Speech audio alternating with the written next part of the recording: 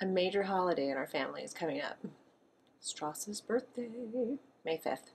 Those of you who've read the book know that I have identified that as a personal holy day, much like Jewish high holy days.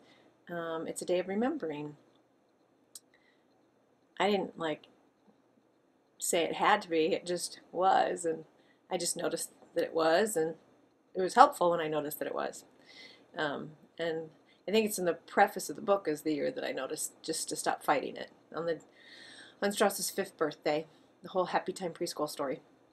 But when Stross was young, um, I'm taping this before his birthday because he's got big plans. Every year he has big plans for his birthday, and he begins not long after Christmas. I kind of kept him off to after Valentine's Day now, but he starts thinking. Sometimes he plans and then makes new plans, and so you'll find out later what we did.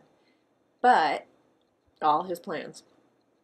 When he was really little, it always included reading the story of his birth that was recorded in his baby book. And so I came up. That's adorable little Stross. And that picture that I made sure was everywhere, as people would learn about him. And farm nursery. His nursery was always a farm, and there's just this one room that I can't remove farm items from. But the story of his birth, I used to say orally to him aloud, actually much like Jewish tradition, where you just recount it and remember. But then, of course, it became necessary to write it down because I didn't want to forget. So I wrote it down, and when it came time to write the book, you're going to find it very familiar, I think. So I just thought I'd read it today.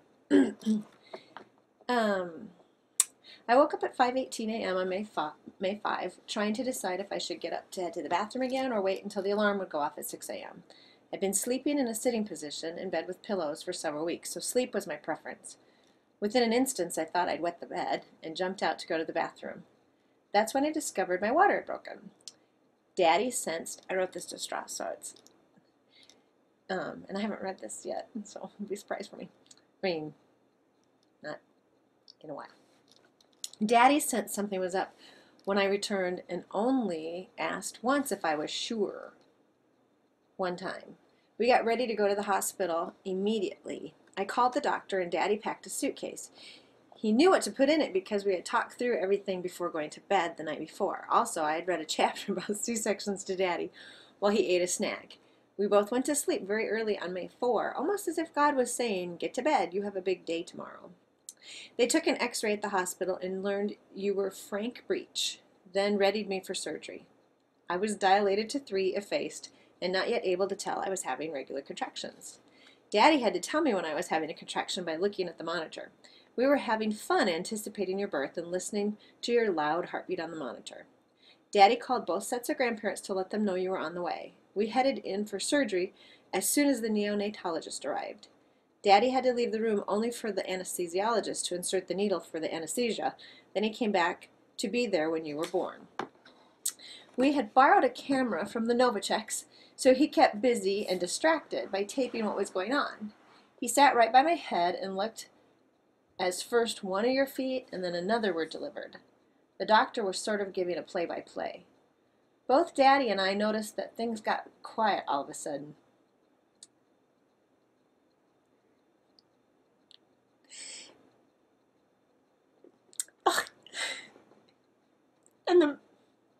And the medical people seemed to work a little faster. From the video being taken by a nurse now, we know that's when they saw a seal or an opening on your back.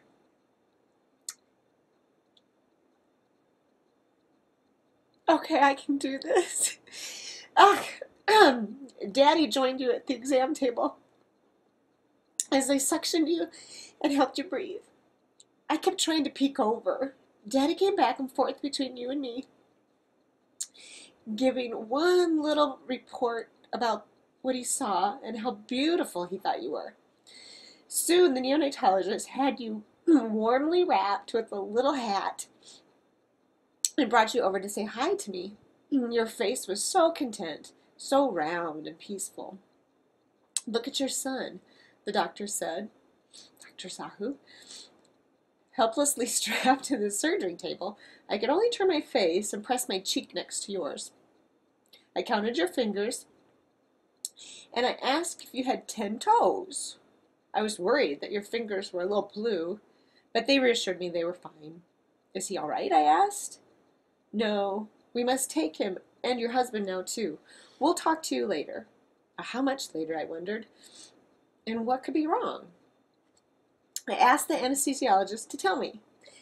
And after a pause, he said, "Have you ever heard of myelomeningocele?" No, but it sounded bad. "Your son's spine has grown outside of his body, and he will probably be paralyzed from the waist down." "Will it grow correctly after birth?" I asked, thinking of all the stories I'd heard about premature babies that grow and prosper in an incubator. "No, he will need surgery as soon as possible to close it. It happened the very first weeks of your pregnancy, probably even before you knew you were pregnant. It was nothing you did. In fact, we're not sure exactly what causes myelomeningocele. It's a combination of genetic and environmental factors." I was so thankful for that doctor. Daddy was with you learning about your need for a colostomy and asking for a brochure about everything because he knew that I'd want to know as much as possible. He was really worried that no one had told me anything. In fact, it was hard convincing the doctors to tell us stuff because they believed we were in shock and that we wouldn't be able to remember the facts. They soon learned we were not very typical. We knew we were students of life, and you were teaching us some of the biggest lessons life can offer. And here's one. As we waited to transfer with you to another hospital, Daddy called the grandparents to tell them that you were born. Nana and Papa Bowden came already. They were already on the road, and Grandpa and Grandma Newcomb were at church. When Uncle Jason answered, Daddy had a hard time finding the words to explain about you. One full sentence he got out was, "And he probably won't be able to play baseball." When Daddy finally hung up, we talked about how baseball was more than running and that life was a lot more than baseball. And there's pictures of very first pictures of you before surgery. These are the only pictures of you before surgery.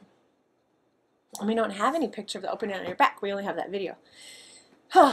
So when I tell Stross's story in person, or if I read this in person, I don't totally break down like that, but I do get a little teary, and he knows why. And if Stross is watching this right now, I know he watches sometimes. Stross knows that because we were sad that he had something wrong, but that we knew we were in a good place for him to be taken care of, and that we're so very thankful that we had him because he's taught us so many things.